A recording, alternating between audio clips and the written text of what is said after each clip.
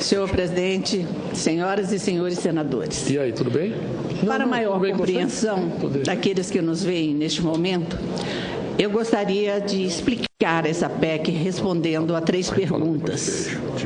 A primeira delas é a seguinte pergunta: é a PEC o novo pacto social? É a PEC 55 necessária? Essa PEC representa, de fato, a melhor alternativa para debelar a crise do Estado e assegurar o cumprimento do nosso pacto social? Pois é. Vamos à primeira pergunta. É a PEC um novo pacto social? Não. A PEC 55 não é um novo pacto social. É evidente que o país já fez uma clara opção por um pacto social na Constituição de 88.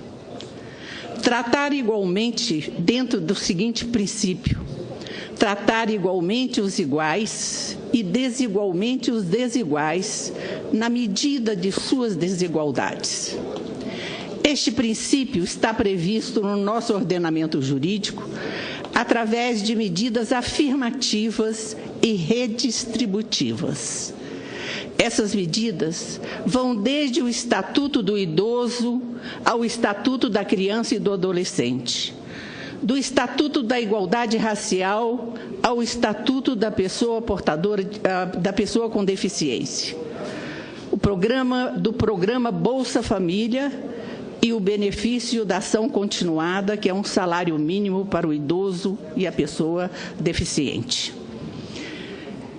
É um compromisso com a educação, é um compromisso com a saúde, assegurando o mínimo para esses vinculados a esses 2 projetos. Então, é preciso reconhecer que essas políticas são políticas de Estado e não políticas de governo.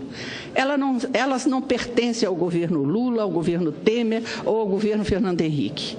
Elas não caracterizam privilégios, mas direitos. São irreversíveis por serem condições necessárias para a paz social. É um dever e uma obrigação do Estado proteger os que estão em situação de risco. Este pacto social, ele está posto, e a PEC 55 não representa um novo acordo, não pretende, nem poderia pretender reverter as políticas sociais inscritas na própria Constituição de 88. É preciso que isso fique bem claro, porque dessa tribuna já se afirmou tanta coisa que deixa a população perplexa. Portanto, essas políticas estão aí garantidas da Constituição, e a PEC 55 não tem a pretensão de substituí-las ou de minimizar os seus efeitos. A PEC 55 propõe uma nova modalidade de compromisso, um compromisso que ultrapassa este governo. Um dos pontos mais salientes dessa PEC é o processo gradativo num horizonte de longo prazo, de 20 anos. Isso posto porque um ajuste feito de forma brusca penalizaria enormemente a população. Portanto, é um ajuste gradual. A partir de 2026, ela pode ser revista. A PEC não pensa o Brasil apenas em termos do aqui e agora, mas como um projeto de longo prazo. A segunda pergunta é a seguinte: a PEC é necessária? Sabemos que estamos vivendo a pior crise econômica dos últimos tempos. Nossa despesa primária está crescendo 6% ao ano, acima da inflação. O resultado primário está hoje 2,7 bilhões negativos. A nossa dívida cresce 2 bilhões por dia e já alcança um estoque de 4,3 bilhões. O PIB caiu 3,8% em 2015 e a projeção deste ano é que caia 3,5%. Os pedidos de recuperação judicial mais que dobraram de janeiro a agosto. Os requerimentos de falência têm crescido 20% ao ano. Atingimos um contingente Já concluo, presidente. Precisamos interromper esse ciclo vicioso sob o risco de produzirmos mais juros, menos crescimento, menos receita, menos emprego e, por fim, a própria falência do Estado brasileiro com impactos inequívocos sobre as políticas sociais. Portanto, chegamos a dois consensos. O de que é função do Estado promover o bem-estar social da população e o Estado não pode sacrificar a saúde financeira de toda uma nação. Portanto, entendo que seja pertinente avançar no último ponto. É a PEC capaz de debelar a grave crise do Estado brasileiro e dar sustentabilidade aos programas sociais? A PEC 55, é preciso que se deixe isso bem claro, é apenas o primeiro passo.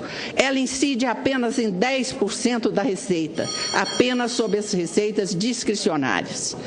Logo em seguida, nós teremos que enfrentar aqui a reforma da Previdência.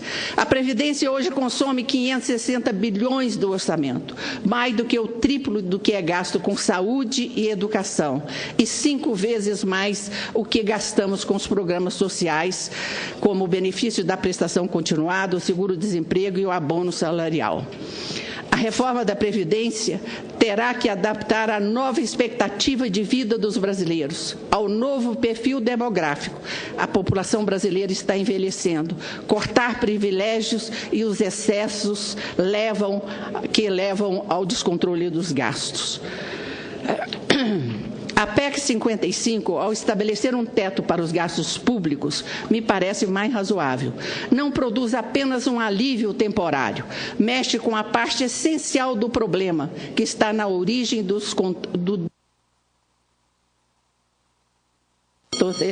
Já termino, presidente. O maior ganho que vamos ter com a PEC 55 são 2 pontos importantes: racionalidade administrativa e novo paradigma fiscal.